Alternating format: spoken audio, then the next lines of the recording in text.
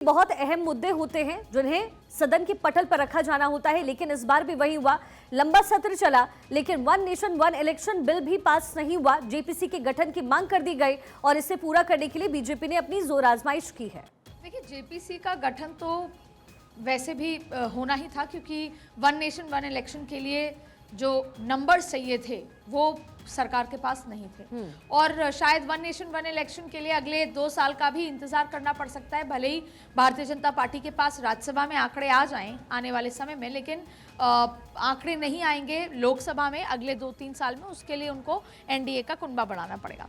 लेकिन जब सत्र चलता है तो सवाल एक उठता है, सवाल ये उठता है कि सत्र चलता है विकसित कार्यों के लिए, नए बिल लाने के लिए, उस पर चर्चा होने के लिए।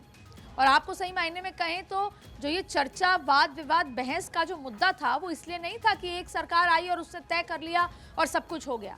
राज्यसभा लाया ही इसलिए गया था कि उस पर चर्चा हो, बातचीत हो। जब आपने देखा होगा कि अमृत मंथन होता है तो अमृत निकलने के लिए बहुत मंथन की ज़रूरत होती है।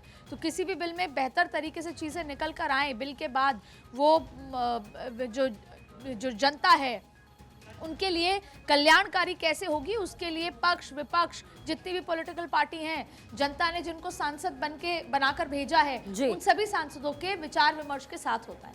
लेकिन विचार विमर्श कहाँ है? केवल विरोध है। और सही मायने में इन नीतियों के लिए नियत किसी के पास नजर नहीं आ रही है। और ऐसी स्थिति में वो हुआ जो आज तक नहीं हुआ था। और आपने देखा कि भले ही आरोप प्रत्यारोप तो ऐसे हैं, अगर हिंदी के व्याकरण का जिक्र करें तो उसे हिंसा कही जाता है। आरोप प्रत्यारोप के अगर मायने एफआईआर हो जाना, उस पर किस तरीके से धमकाने का और तमाम तरीके के एफआईआर में दर्ज किए गए हैं। तो ऐसी स्थिति में आप देखिए क्या कुछ तस्वीर है। आज ये बात अलग थी कि कल जैसी सिचुएशन नहीं हुई। दोनों ही पार्टियों ने अपने अपने विरोध जरूर दर्ज कराए, लेकिन क्या हुआ कि जब मकर द्वार से भाजपा के सांसद ऊपर चढ़ रहे थे तो कांग्रेस के सांसद पीछे हट गए, क्योंकि कल यही हुआ। जब कांग्रेस अंदर जा रही थी तो भाजपा के सांसदों ने आने नहीं दिया, ऐसा उनका आरोप था। तो अब सच क्या है ये लोकसभा स्पीकर जनता को बताएंगे। पर यह बात तय है कि संसद के बाहर सड़क पर राहुल गांधी पर पार्लियामेंट्री स्ट्रीट में उन पे एफआईआर दर्ज हो चुकी है।